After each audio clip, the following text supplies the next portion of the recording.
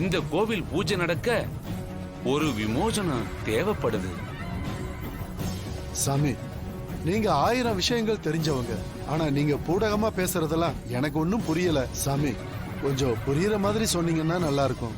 ஒவ்வொரு தடவையும் கருட மலையில தீபம் ஏறும். ஆனா இப்ப வரைக்கும் அந்த தீபத்தை ஏத்துறது யாருன்னு தெரியாதுல்ல.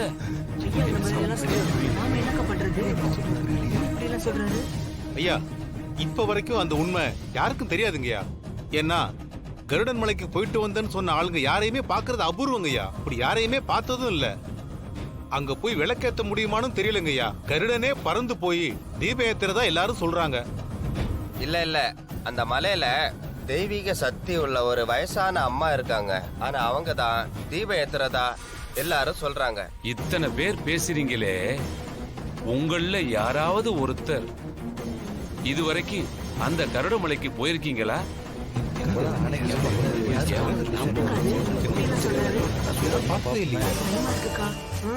சாமி, யாரும் போனதில்ல. போனதா யாரும் எங்க கிட்ட சொன்னது கூட இல்ல. உண்மைதான். நீங்க யாரு நினைச்சாலும் அந்த கருடமலைக்கு போகவே முடியாது. அது அப்பேற்பட்ட சக்தி வாய்ந்த ஒரு மலை. எதனால சாமி அப்படி இருக்கு? அந்த மலைக்கு போகணும்னு நினைச்சு அந்த மலை நோக்கி நடந்தாலும் அது மலைக்கு கிட்ட நெருங்கின மாதிரியே தோணும். ஆனா அது வெறும் பார்வை தோற்றம் மட்டும்தான். அந்த இடத்த நெருங்கவே விடாது. நாம நடக்க நடக்க அந்த மலையும் தள்ளி போறது மாதிரியே இருக்கும். வருஷ கணக்குல நடந்தா கூட அந்த மலைய நாம போய் சேரவே முடியாது. அதுதான் அந்த மலையோட மிகப்பெரிய சிறப்பு அம்சம்.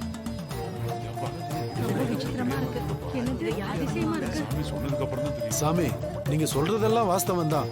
ஆனா இப்ப 2வது கால பூஜை ஆரம்பிக்கிறதுக்கு நாங்க என்ன பண்ணணுங்கிற வழியை நீங்க சொல்லுங்க.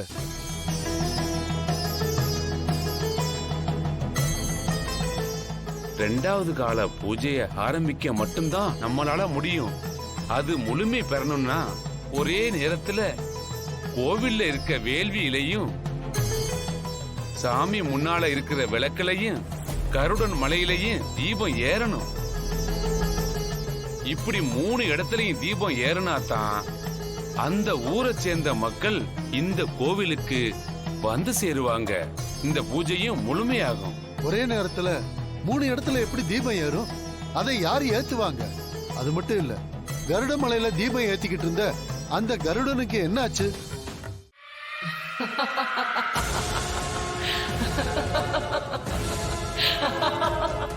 தெய்வ சக்திங்கிறது சாதாரண விஷயம் கிடையாது. அதுக்கு ஆதரவா எவ்வளவோ விஷயங்கள் இந்த உலகத்துல நடக்கும். பல தெய்வ சக்திகள் ஒண்ணு கூடும்போது அது அத்தனையும் ஒண்ணு சேர்ந்த சக்தியோட பேரு மகா சக்தி. அப்படி மகா சக்தி வியாபிச்சிருக்கிற இடத்துல துஷ்ட சக்தியால நுழையவே முடியாது. அந்த இடத்துல எந்த மாதிரியான அதிசயம் நடக்குங்கிறத தெரிஞ்சுக்க கூட முடியாது. அது ரொம்ப கடினமான விஷயம். அது அத்தனையையும் தெரிஞ்சுக்கணும்னா சகல சக்தி உடைய சாத்தானோட கடவுள் யாம் தான் வரணும். இந்த விஷயத்தை செய்ய யாமால மட்டும்தான் முடியும். நீ என்ன சொல்ற ஜர்ஜினியா? அது நடக்கவே நடக்காத விஷயமாச்சே. நடக்கும் ருத்ரா, நடக்கும். தெய்வ சக்தியில மகா சக்தி எவ்வளவு வீரியமா இருக்கோ அதே மாதிரி துஷ்ட சக்திகள்ல வீரியமா இருக்கக்கூடிய சக்தி சாத்தான்களுக்கு கடவுளா இருக்கக்கூடிய யாம் தான். எதனால சித்தார்த்துக்கு இப்படி ஒரு சக்தி வந்துச்சு? உன்னோட மந்திர பலத்தால உருவாக்குன அந்த அசுரர்களை வதம் பண்ற அளவுக்கு அவனுக்கு எப்படி அவ்வளவு பலம் வந்துச்சுன்னு தெரிஞ்சே தீரணும். அது தெரிஞ்சா மட்டும்தான் நம்மால பொம்மி, ராணி, சித்தார்த் எல்லாரையும் அழிக்க முடியும். சாதாரண விஷயம் கிடையாது.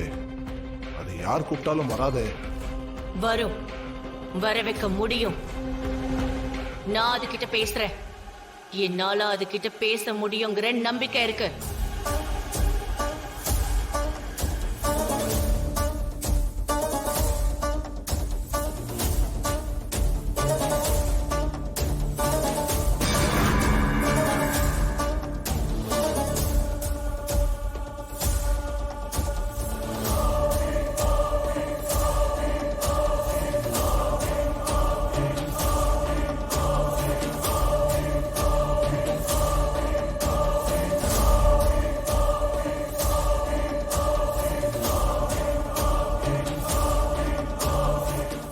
யாம் நான் உன்னை பார்க்கணும், உடனடியா உன்னை பார்க்கணும்.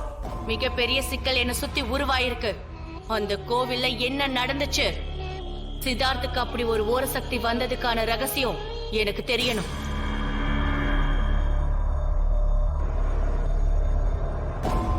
துஷ்ட சக்தியோட பச்சை ரத்தம் பேப்பர்ல பட்டாதான் யாம் என்ன சொல்லுங்கிறத கேட்கவோ பார்க்கவோ முடியும் ருத்ரா. அவ்வளவுதானே